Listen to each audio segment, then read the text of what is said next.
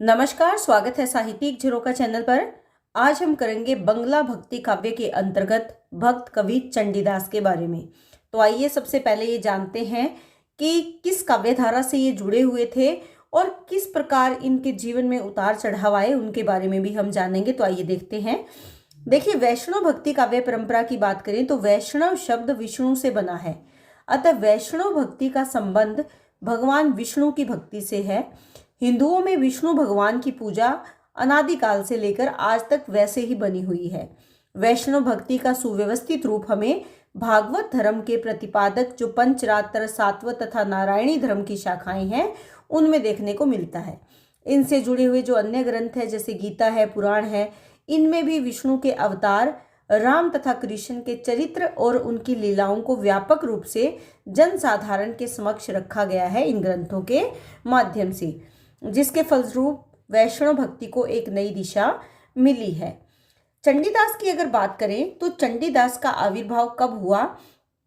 जब तुर्कों के आक्रमण के कारण बंगाल में फैली जो राजनीतिक अव्यवस्था के चलते बंगाल में 12वीं शताब्दी के अंतिम दशक से लेकर 14वीं शताब्दी के उत्तरार्ध तक बहुत ही कम मात्रा में साहित्य की रचना हुई।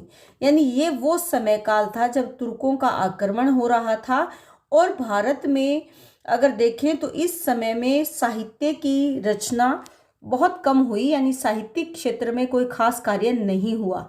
लेकिन 14वीं शताब्दी के मध्य में जब भक्त कवि चंडीदास का आविर्भाव बंगाल में हुआ तो भक्ति की धारा एक बार से उमड़ पड़ी। चंडीदास को बंगला भाषा का प्रथम कवि माना जाता है।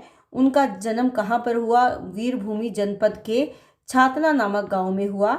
छोटी आयु में ही नानूर गांव में बस गए और वहां पर बासुली देवी जो ग्राम देवी है इनकी, उसके मंदिर में पुरोहित का काम करने लगे।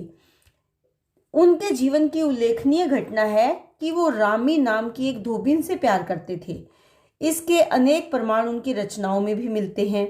चंडीदास के इस कार्य को समाज विरोधी कार्य मान लिया गया, क्योंकि देखिए जो चंडीदास हैं वो अगर एक धोबिन से प्यार कर रहे हैं या प्रेम करते हैं, ऐसे में जहाँ पर हिंदू धर्म या जो धार्मिक लोग हैं बड़े ही कट्टर थे, निम्न धोबी जाति जो कि निम्न जातियों में शामिल करते थे, उसके साथ एक पुरोहित का इस तरह से संबंध स्थापित कर लेना उन्हें कहाँ गवारा गुजरेगा।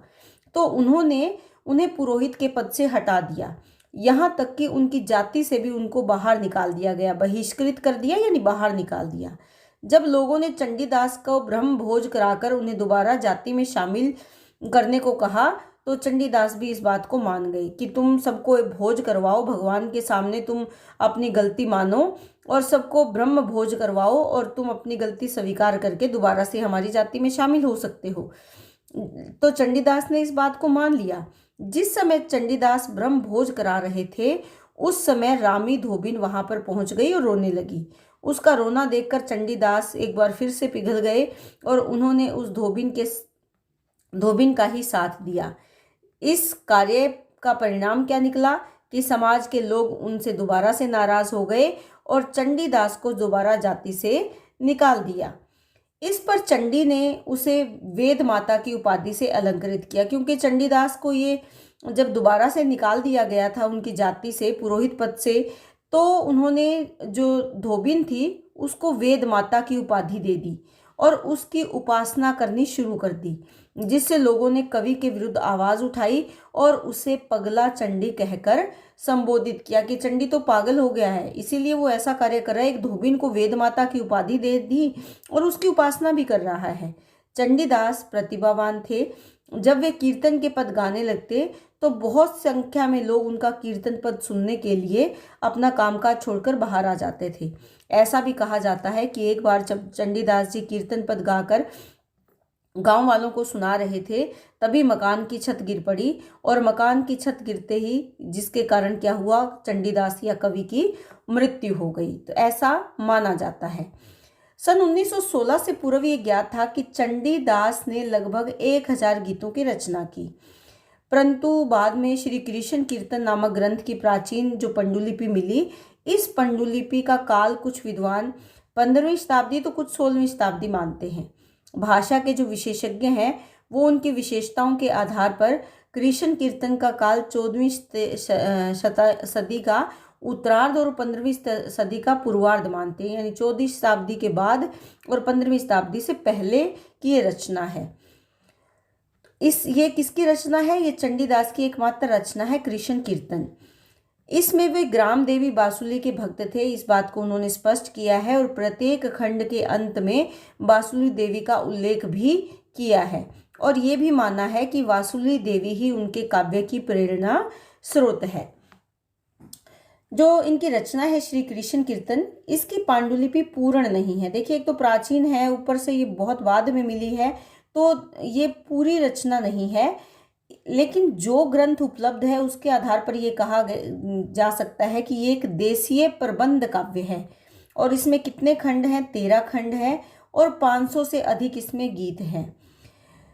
श्री कृष्ण के इस रचना की जो शुरुआत है या आरंभ है, ये किससे होता है? श्री कृष्ण के जन्म से। और इस रचना की समाप्ति या अंत किससे होता है? कृष्ण के वियोग में तड़पती हुई राधा के करुण विलाप से। यानी कृष्ण कीर्तन की जो कहानी है या इसकी जो शुरुआती भाग है वो क्या है?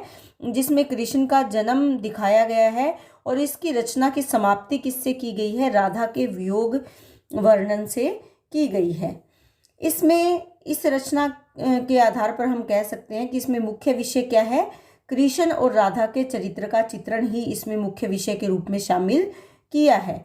इन्होंने अपने गीतों में राधा कृष्ण के पूर्व राग, अभिसार, संयोग, मिलन, वियोग आदि भावों का सुंदर चित्रण इस रचना में किया है।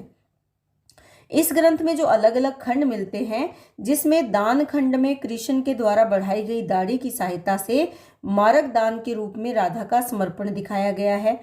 नौका खंड में मल्लाह के रूप में कृष्ण राधा को नाव में ले जाते हैं और बीच नदी के जाकर वो नाव डूब जाती है या नाव पलट जाती है और कृष्ण राधा को बचाते हैं, उसका चित्रण किया गया है। काली दमन में कालिया नाग का मर्दन दिखाया गया है। हरण खंड में कृष्ण के द्वारा राधा और उसकी सखियों के वस्त्रों का हरण करने का चित्रण हुआ है। वंशी खंड में राधा कृष्ण के द्वारा कृष्ण की बांसुरी चुराना। विरह खंड में राधा का कृष्ण के प्रति वियोग, करुण विलाप आदि प्रसंग का चित्रण हुआ है। और इस रचना में जो मुख्य रस है वो कौन सा है? श्रृंगार रस है। ये बात आप ध्यान में रखें कि मुख्य रस कौन सा है? श्रृंगार है। इस रचना में अगर अलंकारों की बात करें तो सभी स्वाभाविक रूप से जो अलंकार हैं, जैसे उपमा है, अनुप्रास है, इन अलंकारों का स्वाभाविक रूप से यहाँ पर प्रयोग किया गया है। अतः इस रचना के आधार पर हम कह सकते हैं कि चैतन्य पूर्व जो चंडीदास का काव्य है कृष्ण कीर्तन, ये भगवान कृष्ण और गोपियों के प्रेम भाव का एक बहुत ही अद्भुत काव्य है। लौकिक प्रेम के माध्यम से अलौकिक प्रेम का जैसा चित्रण कवि ने किया है वैसा शायद अन्य कहीं नहीं मिल सकता या दुर्लभ है। बंगला साहित्य में इनका ये जो काव्य है वो अपनी विशेष महत्ता रखता है और आज भी अगर हम देखें तो बंगाल के निवासी धार्मिक उत्सवों पर चंडीदास द्वारा रचित गीतों का गुणगान करते हैं और आनंदित होकर उनको गाते हैं। इनकी चंडीदास के काव्य के बारे में अगर हम देखें तो जो विद्वान है वो परिभाषित करते हैं, वो कहते हैं कि चंडीदास के गीत बंगला संस्कृति के परिचायक हैं। ये गीत वैष्णव साहित्य बंगला के मूल आधार है। एकांतिक कृष्ण भक्ति का जैसा स्वच्छ और स्पष्ट रूप इन गीतों में मिलता है वैसा अन्य कहीं नहीं मिलता। इन गीतों में भगवान कृष्ण की लीलाओं का हृदय स्पर्शी वर्णन किया गया है। परवर्ती बंगला कवियों के लिए चंडीदास के गीत उपजीव्य काव्य की भूमिका निभाते हैं। यानी यहाँ से कृष्ण काव्य को जो बंगला भाषा से जुड़े हुए कवि हैं उनको यहाँ से मूल बीज मिलते हैं अपने काव्य की रचना के लिए।